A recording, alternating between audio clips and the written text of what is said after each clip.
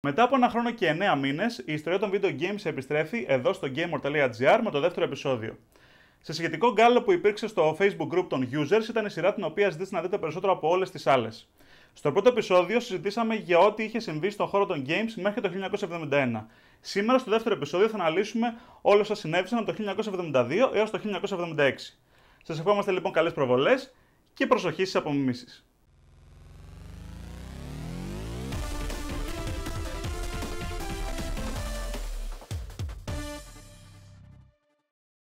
Πριν δείτε αυτό το βίντεο, παρακολουθήστε πρώτα το πρώτο μέρος της ιστορίας των video games, το οποίο ανεβάσαμε τον Αύγουστο του 2015. Αναλυτικό link θα βρείτε στην περιγραφή του βίντεο. Ξεκινάμε λοιπόν το 1972 με το Magnavox Odyssey. Μια χρονιά σταθμός στα video games, σήμανε και την κυκλοφορία της πρώτης κονσόλας. Ο Γερμανός ηλεκτρονικός Ralph Baer ήταν ο πρώτος που πήρε την πρωτοβουλία να φέρει τα video games στα σπίτια μας και μάλιστα πολύ πριν κυριαρχήσουν οι υπολογιστές. Το 1951 ο Ralph Baer κλήθηκε από την Loral Electronics να κατασκευάσει ένα μοντέλο τηλεόρασης. Τότε του ήρθε η ιδέα να δημιουργήσει μια συσκευή με την οποία θα μπορούσαμε να κινήσουμε κουκίδες στην οθόνη. Άφησε την ιδέα στην άκρη, αλλά του ξανήρθε 15 χρόνια μετά, τον Αύγουστο του 1966, σε μια συνηθισμένη ημέρα που περίμενε το λεωφορείο. Τότε εργαζόταν στη Sanders Associates. Την επόμενη μέρα έφτιαξε μια τετρασέλιδη πρόταση με την ονομασία Channel LP από τα αρχικά Let's Play. Ο διευθύνων σύμβουλος της Sanders, Royden Sanders, χρηματοδότησε την έρευνα με $2.500. Το Δεκέμβριο του 1966, ο Baer έφτιαξε ένα prototype της κονσόλας με την ονομασία TV Game 1. 2 μήνες μετά προσέλαβε τον τεχνικό Bill Harrison για να τον βοηθήσει. Το πρώτο prototype παιχνίδι που δεν κυκλοφόρησε ποτέ, σας έβαζε να πατάτε διαρκώς ένα κουμπί για να γεμίσετε ή να αδειάσετε ένα κουβά με νερό που κατ' βάση ήταν κουβάς με pixels. Η δεύτερη prototype κονσόλα είχε light guns, όπου ένας παίκτης κυνηγούσε την κουκίδα του άλλου. Η ιδέα για το παιχνίδι Pong ήρθε από το τρίτο μέλος της ομάδας, τον Bill Rush, στο τέταρτο prototype της κονσόλας. Συνολικά δημιουργήθηκαν 7 prototypes. Το 7ο και τελευταίο ήρθε το 1969 και είχε την ονομασία Brown Box. Για να κυκλοφορήσει το Magnavox Odyssey στην αγορά έπρεπε να γίνει μια επένδυση.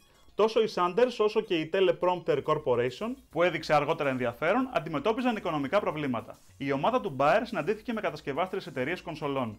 Μόνο ο διευθυντής της RCA Bill Enders ενδιαφέρθηκε, όχι όμως και η διοίκηση. Όταν ο Bill Enders έφυγε από την RCA για να εργαστεί στην Magnavox, τότε κάλεσε ξανά την ομάδα των ηλεκτρονικών για να παρουσιάσουν στη διοίκηση το Odyssey. Κατά την παρουσίαση, η ομάδα των ηλεκτρονικών δεν ενθουσίασε, ωστόσο έπεισε τον αντιπρόεδρο της εταιρείας Jerry Martin, που πήρε την επένδυση πάνω του. Τον Ιανουάριο του 1971 οι δύο πλευρές συμφώνησαν και το Magnavox Odyssey μπήκε σε στάδιο παραγωγής, χωρίς τότε κανείς από εκείνους τους ανθρώπους να γνωρίζουν ότι στην ουσία δημιουργούσαν την πρώτη κονσόλα στην ιστορία των video games. Η κονσόλα αυτή που βλέπετε είναι το Magnavox Odyssey. Η συσκευασία έχει δύο ορόφους, στον ένα υπάρχουν οι διαφάνειες και τα διάφορα προσπέκτους και εδώ είναι κυρίως κονσόλα. Αναλυτικό βίντεο για το Magnavox Odyssey θα δείτε στο πάνω μέρος στην κάρτα που υπάρχει. Έχουμε κάνει το επεισόδιο Retro Gamers 2, στο οποίο εξηγούμε τα πάντα για την κονσόλα. Εδώ θα τα εξηγήσουμε λίγο εντάχει. Η κονσόλα είναι αυτή που βλέπετε. Φυσικά συνδέεται σε παλιού τύπου τηλεοράσεις και αυτά εδώ είναι τα paddles με τα οποία ορίζετε την οριζόντια ή την κάθετη κίνηση. Στη συσκευασία υπάρχει το Odyssey Antenna Switch, το οποίο χρησιμοποιείται για σύνδεση στην τηλεόραση. Το AC adapter για την τροφοδοσία και όπως βλέπετε έχει αμερικάνικη υποδοχή, επομένως χρειάζεται converter ειδικό για ευρωπαϊκές πρίζες. Και αυτά εδώ είναι τα game cards. Τα game cards είναι οι πρόγραμμοι των σημερινών cartridges. Υπήρχαν 8 game cards στην original έκδοση του Magnavox Odyssey και 2 επιπλέον στην έκδοση του Shotgun. Τα game cards ουσιαστικά άλλαζαν τη λειτουργία των pixels στην οθόνη. Υπήρχαν 2 συμπλέγματα από pixels για τις ρακέτες και ένα pixel στο κέντρο που ήταν το μπαλάκι. Το Odyssey χρησιμοποιούσε συνδυασμό τόσο της λειτουργίας μιας game card, η οποία με τα pin της καθόριζε το πώς θα κινηθεί ένα pixel στην οθόνη, όσο και αντίστοιχα μιας διαφάνειας. Κάθε διαφάνεια εφάπτονταν σε μια τηλεόραση καθοδικού σωλήνα και έτσι καθόριζε και διευκόλυνε την πορεία του pixel στην οθόνη. Όπως βλέπετε υπήρχαν πάρα πολλές διαφάνειες. Εδώ για παράδειγμα έχουμε μια διαφάνεια hockey που στην ουσία αποτελεί παραλλαγή του Pong με τέρματα. Κάθε σειρά από διαφάνειες αντιστοιχούσε σε συγκεκριμένη game card. Δηλαδή κάθε game card έτρεχε με ορισμένες διαφάνειες, 1, 2 ή 3 ανάλογα με τα games. Αυτό εδώ ας πούμε είναι παιχνίδι γνώσεων για τις πολιτείες της Αμερικής που λειτουργούσε με κάρτες. Αυτό εδώ είναι το Haunted House, ένα από τα πρώτα adventures της τότε εποχής. Αυτή εδώ είναι διαφάνεια του volleyball, η οποία με τη βοήθεια της αντίστοιχης game card δημιουργούσε ξεχωριστά φάλτσα στο αντίστοιχο μπαλάκι που απεικονιζόταν με πίξελ. Πέρα από τις διαφάνειες, το Magnavox Odyssey είχε και χαρακτήρα επιτραπέζιου παιχνιδιού, για την ακρίβεια ηλεκτρονικό επιτραπέζιου. Εδώ βλέπετε μία ρουλέτα. Υπήρχαν αντίστοιχα μάρκες μέσα στην κονσόλα, όπως και ψεύτικα χρήματα, για να μπορέσετε να παίξετε ρουλέτα. Αντίστοιχα, υπήρχαν και παιχνίδια εκπαιδευτικού χαρακτήρα, όπως για μικρές ηλικίες, που να μπορέσετε να δείξετε σημεία του σώματος ή να υποδείξετε ποια είναι αντίστοιχη πολιτεία της Αμερικής. Αντίστοιχα, αυτές εδώ είναι κάρτες του Haunted House. Συνολικά κυκλοφόρησαν 11 game cards. Οι 8 που αναφέραμε στη συσκευασία του Magnavox Odyssey, άλλες 2 κάρτες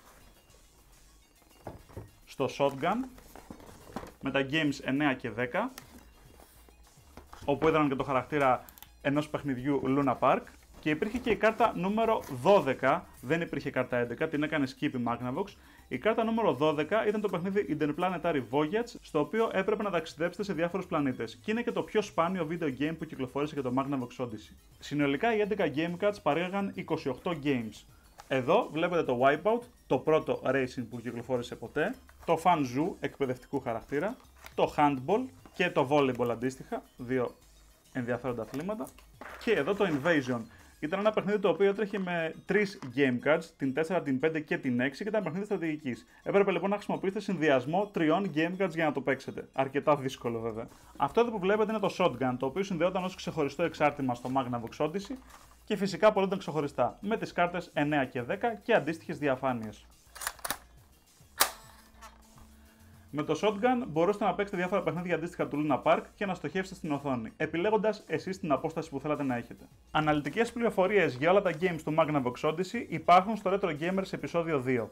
Το Odyssey πούλησε 70 με 100.000 περίπου μονάδες το 1972, χρονιά στην οποία κυκλοφόρησε, ενώ μέχρι το 1975, όταν και αποσύρθηκε από τα καταστήματα, είχε πουλήσει συνολικά 350.000 αντίτυπα. Αρκετά καλά για πρώτη κονσόλα. Πέρα από τον τίτλο του πατέρα των video games, ο Ralph Baer, δημιουργός του Magnavox Odyssey, τιμήθηκε με τα βραβεία G4 Legend, Masaru Ibuka και Edison, το Pioneer Award στο Game Developers Conference το 2008 και το 2015 και τέλος το Εθνικό Μετάλλιο Τεχνολογίας, το οποίο του απένιμε ο ίδιος ο πρόεδρος της Αμερικής George Bush για την πρωτοποριακή δημιουργικότητά του που βοήθησε στην ανάπτυξη και εμπορευματοποίηση των video games. Ο Ralph Baer απεβίωσε το Δεκέμβριο του 2014 σε ηλικία 92 ετών. Το σημερινό επεισόδιο το αφιερώνουμε στη μνήμη του.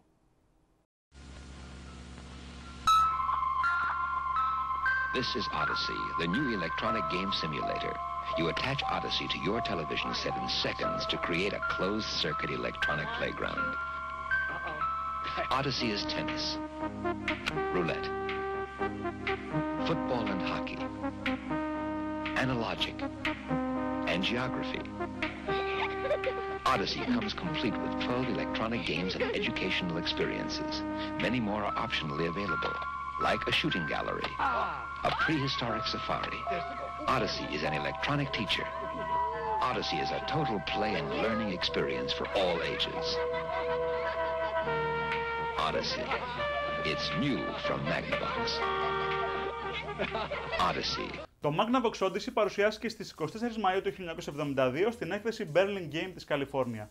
Εκεί είχαμε και την πρώτη άτυπη κόντρα μεταξύ δύο εταιριών στον χώρο των video games. Ο Nolan Bushnell, δημιουργός του Computer Space το 1971, πήγε στο event, είδε την παρουσίαση, έπαιξε το Pong στο Odyssey και δήλωσε στην εταιρεία του ότι η κονσόλα δεν εντυπωσίασε και πως δεν ανησυχεί για πιθανό ανταγωνισμό. Το Magnavox Odyssey κυκλοφόρησε τον Αύγουστο του 1972 στην τιμή των $99, δηλαδή 570 σημερινά δολάρια. Στο αντίπαλο στρατόπεδο, το μόλις ενός έτους Computer Space δεν πουλούσε καλά και έτσι ο Nolan Bushnell έφυγε από την Nutting Associates και μαζί με τον Ted Dabney ίδρυσαν την πρώτη εταιρεία που από την ίδρυσή της κιόλας εξειδικευόταν αποκλειστικά στα video games. Αρχικά η εταιρεία τους επρόκειτο να ιδρυθεί με το όνομα Syzygy, το οποίο οι δύο συνεταιροί ανακάλυψαν ότι χρησιμοποιούνταν ήδη από εταιρεία στέγασης. Έτσι έδωσαν στη νέα τους εταιρεία το όνομα Atari. Παρά την κριτική προς τον ανταγωνισμό, ο Bushnell χρησιμοποίησε το ήδη γνωστό Pong από το Magnavox Odyssey για πρώτο παιχνίδι της Atari. Κυκλοφόρησε στις 29 Νοεμβρίου του 1972 από τον Alan Alcorn και φυσικά έκανε θράψεις στα arcade της εποχής. Εν τω μεταξύ, η Atari κατοχύρωσε την πατέντα του Pong και την εκμεταλλεύτηκε εμπορικά, κάτι που θα έπρεπε να είχε κάνει ήδη ο Ralph Baer, δημιουργός του Magnavox Odyssey, αφού το παιχνίδι υπήρχε ήδη στην κονσόλα. Η Atari κυκλοφόρησε το Pong στα arcade και τους υπολογιστές της τότε εποχής και μάλιστα πουλώντας δικαιώματα και προς άλλες εταιρείες. Η Magnavox έστειλε αγωγή στην Atari, δηλώνοντας προφανώς ότι της έκλεψε την ιδέα, και έτσι είχαμε την πρώτη διαμάχη μεταξύ εταιριών. Ο Bushnell δήλωσε ότι δεν παρευρέθηκε ποτέ στην παρουσίαση του Odyssey στην Καλιφόρνια, τη στιγμή που οι υπάλληλοι της Magnavox δήλωσαν ως μάρτυρες ότι τον είδαν εκεί. Τελικά, επειδή η Atari δεν είχε το 1,5 εκατομμύριο δολάρια που ζητούσε η Magnavox, οι δύο εταιρείες οδηγήθηκαν σε εξοδικαστικό συμβιβασμό και έτσι η Atari πλήρωσε $700,000 στη Magnavox, ενώ οι δύο εταιρείες ζήτησαν αποζημίωση από όσες εταιρείες είχαν κυκλοφορήσει μέχρι τότε κλόνους του Pong στην αγορά.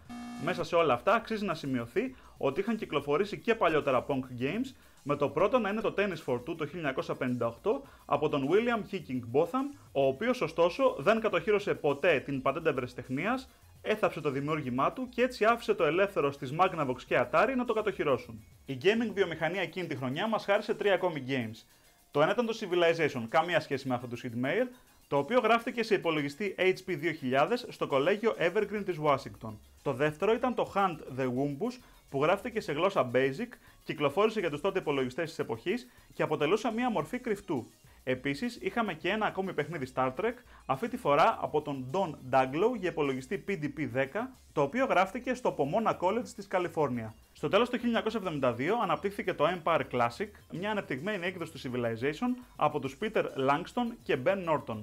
Πρόκειται για ένα 4X wargame που κυκλοφόρησε σε δύο υπολογιστές της τότε εποχής και αργότερα σε επανεκδόσεις για PC, Amiga, Mac και HP 3000 από το 1984 έως το 2003.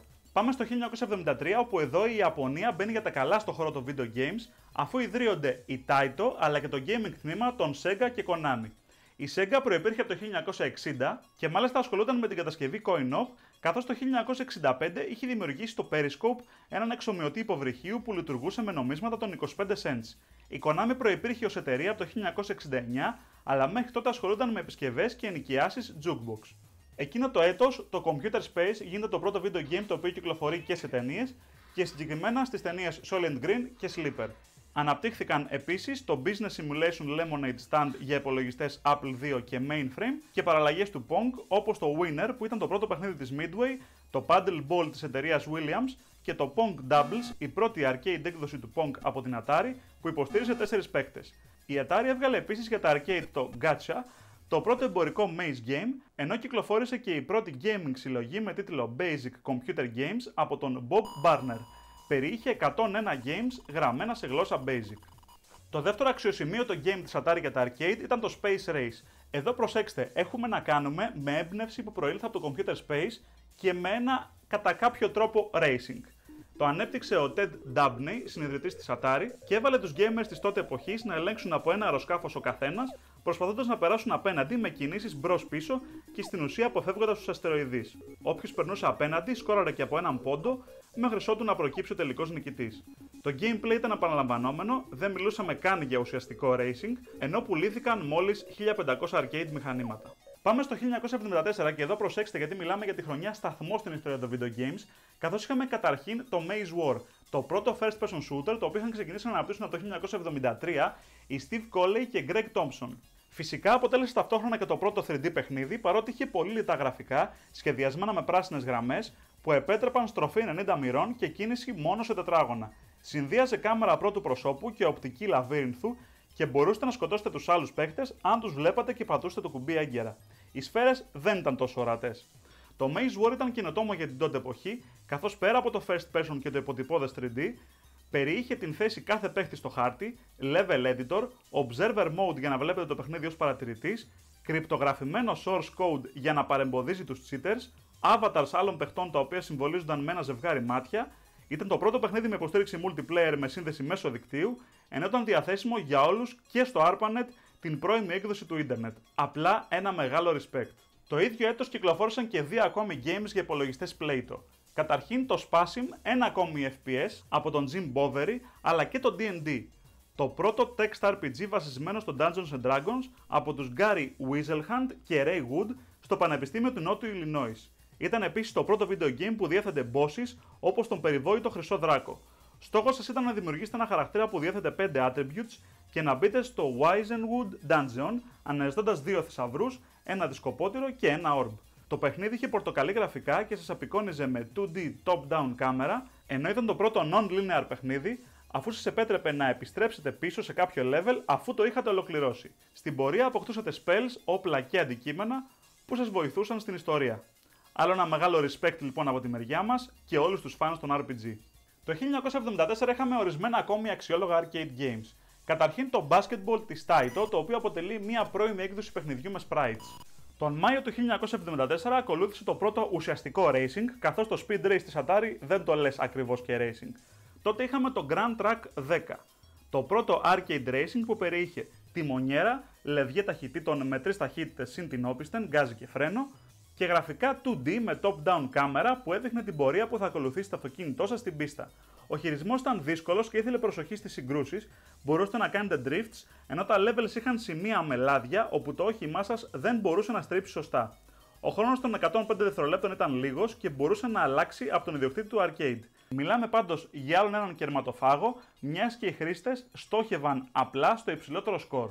Λόγω του υψηλού κόστους κατασκευής, η Atari αναγκάστηκε να πουλάει κάθε arcade $100 φθηνότερα από το κόστος κατασκευής του, ενώ η εταιρεία έχασε συνολικά $500,000, κάτι που είχε ως αποτέλεσμα τα πρώτα σοβαρά οικονομικά της προβλήματα. Τον Νοέμβριο του 1974 είχαμε και την ιαπωνική απάντηση στα racing με το Speed Race του Tomohiro Nishikado, το οποίο ήταν το πρώτο που περιείχε κάθετη απεικόνηση, scrolling στα sprites και collision detection, ενώ χρησιμοποιούσατε για άλλη μια φορά τη μονιέρα. Τον ίδιο μήνα κυκλοφόρησε και το Tank της Key Games, θυγατρικής εταιρείας της Atari, που το έπαιζε και καλά προς τα έξω ότι ήταν ανταγωνιστής της, πουλώντας στην ουσία arcade μηχανήματα. Το Tank ήταν ένα παιχνίδι 2 παιχτών, όπου είχατε στην κατοχή σας ένα tank και προσπαθούσατε να πυροβολήσετε τον άλλο παίχτη. Ταυτόχρονα θα έπρεπε να αποφύγετε τις νάρκες που υπήρχαν στο κέντρο του level.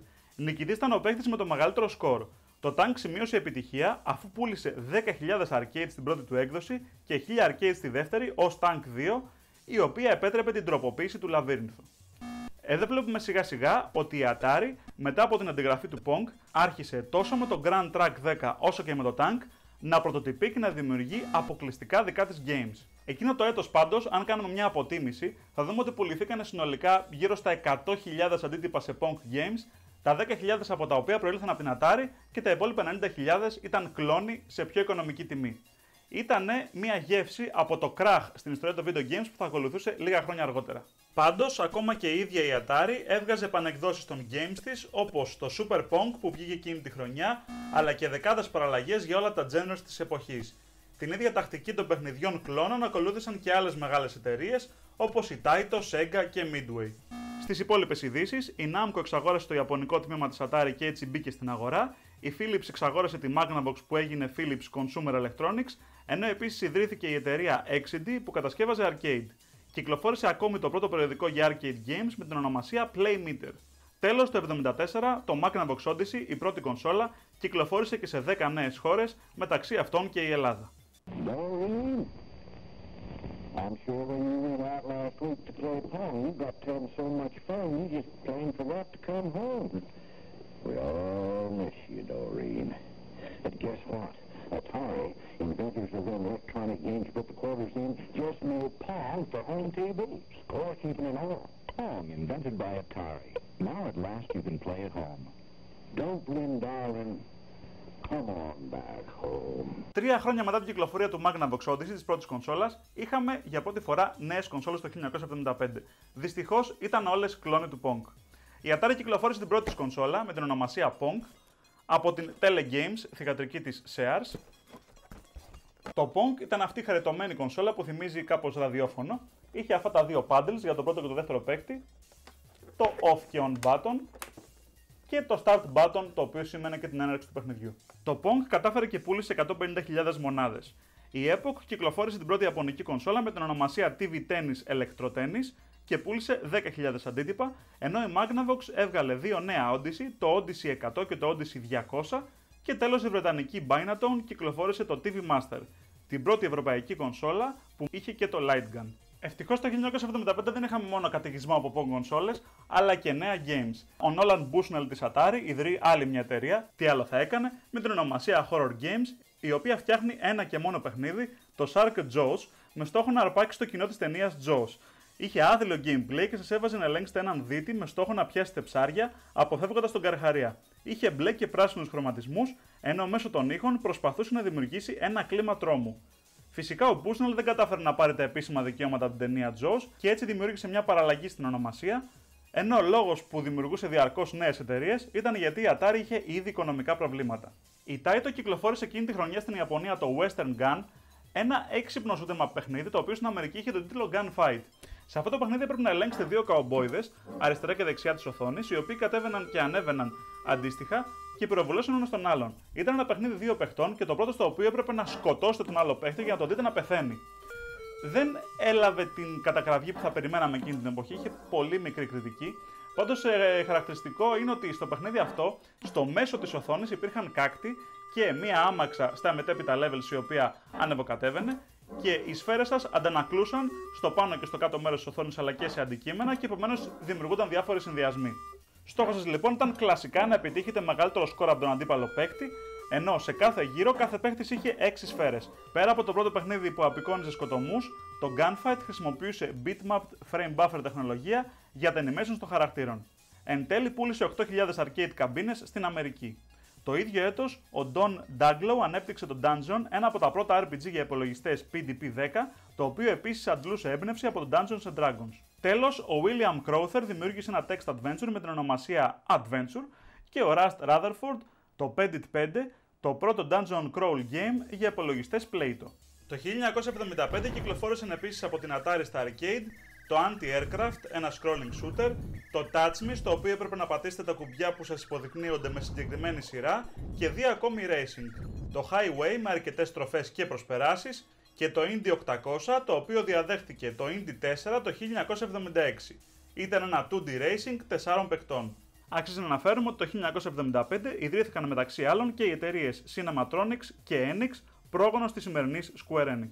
Τη δεκαετία του 70 που είχαμε την πρώτη γενιά κονσολών κυκλοφόρησαν πάρα πολλές Pong κονσόλες, να ξέρετε, και γενικά όσες κονσόλες είναι Pong ανήκουν στην πρώτη γενιά. Μία από αυτές εξαιρετικά σπάνια είναι η Television Tennis της Executive Games. Η συγκεκριμένη κονσόλα είχε ρύθμιση ταχύτητας από το 1 στο 10 για τον μπαλάκι, ενώ μπορείτε να επιλέξετε αν θα κάνετε πρακτική εξάσκηση με άλλη ρακέτα, ελεγχόμενη από τη CPU ή έναντι σε κάποιο τοίχο.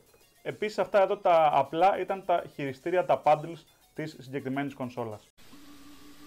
What makes this television different from any other in the world? This button. It brings you a home video game built in, a Magnavox exclusive. One touch and it's Magnavox Color TV with a color picture of astonishing clarity. Touch again and it's Odyssey, America's favorite home video game. Why settle for just color TV when now you can have a built-in home video game too? Only from Magnavox. Πάμε στο 1976, όπου οι Pong κονσόλες συνεχίζονται. Εδώ έχουμε την Wonder Wizard, ένα αρκετά ψαρωτικό όνομα και πολύ όμορφη κατασκευή, άλλη μια σπάνια κονσόλα. Television Sports Games από την General Home Products. Είχε δύο paddles αριστερά και δεξιά, αυτή τη φορά ενσωματωμένα πάνω στην κονσόλα, δηλαδή την ακουμπούσετε κάπου και παίζατε. Ενώ περιείχε τα games handball, tennis και hockey. Όλα τους εννοείται ότι ήταν παραλλαγές του Pong, ενώ υπήρχε και επίπεδο δυσκολίας Pro, Intermediate και Beginner και ανάλογα καθόριζε και την ταχύτητα της μπάλας. Μία ακόμη κονσόλα, το Telematch 4, αυτή είχε τα paddles αναχείρας, ενώ από τις εντολές που επέτρεπε να ορίσετε είχαμε το Rebound Angle που όριζε ουσιαστικά το φάλτσο, εδώ βλέπετε ο μοχλός έχει σπάσει, έτσι την πήρα την κονσόλα, την ταχύτητα της μπάλας, αργή ή γρήγορη, αντίστοιχα το service, αν θα είναι αυτόματο ή χειροκίνητο από τον παίκτη και τέλος το μέγεθος της κάθε ρακέτας, αν θα είναι μικρό ή μεγάλο, κάτι που καθόριζε και τη δυσκολία αντίστοιχα. Υπήρχαν δεκάδες κονσόλες που κυκλοφόρησαν τη δεκαετία του 70 και αποτέλεσαν Pong clones. Μια χαρακτηριστική και πολύ συνηθισμένη είναι το Coleco Telstar, το οποίο πούλησε 1 εκατομμύριο μονάδες. Έσπασε το φράγμα του 1 εκατομμυρίου πωλήσεων πολύ απλά γιατί είχε εξαιρετικά χαμηλή τιμή. Κόστιζε τότε $50, δηλαδή 210 σημερινά δολάρια βάση πληθωρισμού. Και φυσικά μπορείτε να τη βρείτε πολύ εύκολα στο eBay.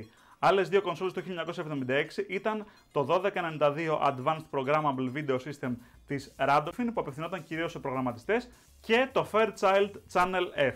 Η εταιρεία Fairchild Semiconductor δημιούργησε την πιο σημαντική κονσόλα το 1976. Ονομαζόταν Fairchild Channel F ή αλλιώς VES από τα αρχικά Video Entertainment System.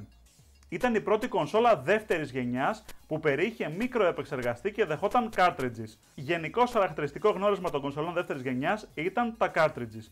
τα οποία υιοθέτησε και ένα χρόνο μετά το Atari 2600. Το Fairchild Channel F ή αλλιώς VES δεν υποστηρίχθηκε ιδιαίτερα από τους developers, καθώς είχε ένα demo cartridge, ενσωματωμένα τα hockey και tennis games, καθώς επίσης 26 cartridges, τα οποία κατασκεύασε η ίδια εταιρεία. Τουλάχιστον επιτέλους ξεκολλήσαμε από τη ρουτίνα των Pong.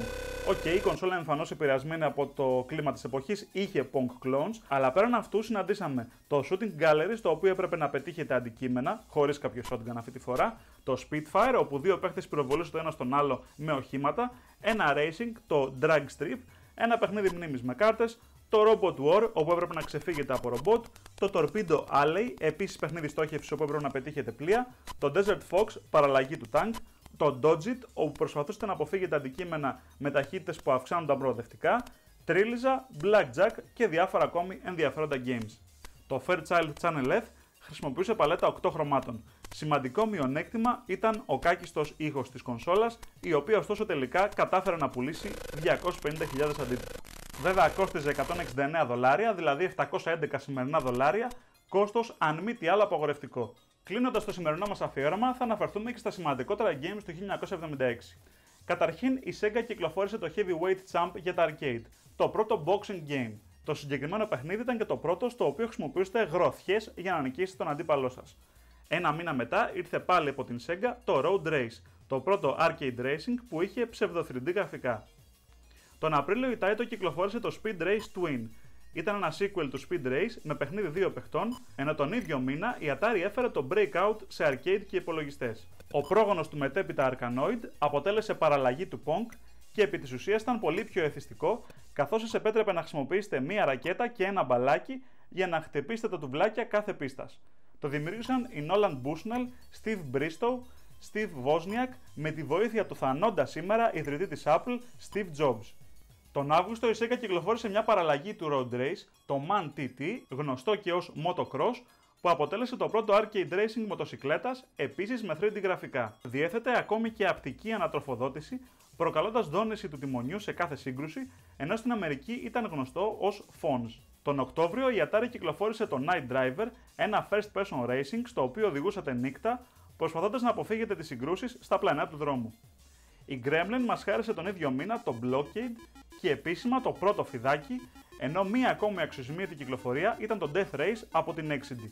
Αποτέλεσε τον πρόγονο του σημερινού Carmageddon. Ήταν το πρώτο video game που σας έβαλε να πατήσετε ανθρώπους στην άσφαλτο, προκαλώντας τους δύο παίχτες να κάνουν το μεγαλύτερο δυνατό σκορ. Συζητήθηκε έντονα και η κυκλοφορία του απαγορεύτηκε σε αρκετές πολιτείες.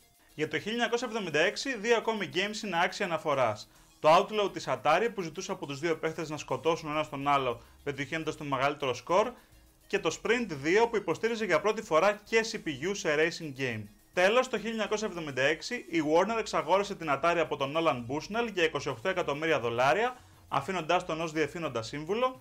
Ιδρύθηκαν η Apple Computer και η Data East, ενώ η gaming βιομηχανία πέτυχε 3,5 εκατομμύρια πωλήσεις στα games, φτάνοντας σε τζίρο τα $242 εκατομμύρια. Κάπου εδώ ολοκληρώθηκε το δεύτερο επεισόδιο της ιστορίας των video games. Στο τρίτο επεισόδιο θα αναφερθούμε καταρχήν στο Atari 2600, το οποίο γνωρίζετε πάρα πολύ από εσάς, και στη συνέχεια στις πρώτες κονσόλες της Nintendo. Φυσικά υπάρχουν και ξεχωριστά επεισόδια τόσο για το Atari 2600 όσο και για τις πρώτες κονσόλες της Nintendo στα επεισόδια Retro Gamers. Επίσης θυμίζουμε ότι υπάρχει και η ιστορία των video games το πρώτο μέρος, όπου αναλύει όλα όσα έχουν συμβεί από το 1950 μέχρι το 1971. Αν σας άρεσε το σημερινό μας βίντεο, κάντε ένα like για να στηρίξετε την προσπάθεια, share στο Facebook για να μάθουν και οι φίλοι σας όλα όσα συνέβησαν στην ιστορία των games από το 1972 ως το 1976. Φυσικά ένα subscribe στο κανάλι του Game στο YouTube για να ενημερώνεστε για τα νέα μας βίντεο και να σας ενημερώσουμε ότι η ιστορία των video games θα συνεχίσει με τα επόμενα επεισόδια, τα οποία θα ακολουθήσουν ανά έτος. Ευχαριστούμε πάρα πολύ μέχρι το τέλος αυτού του βίντεο. Αφήστε μας ένα σχόλιο με το πώς σας φάνηκε και μέχρι την επόμενη φορά να είστε όλοι καλά.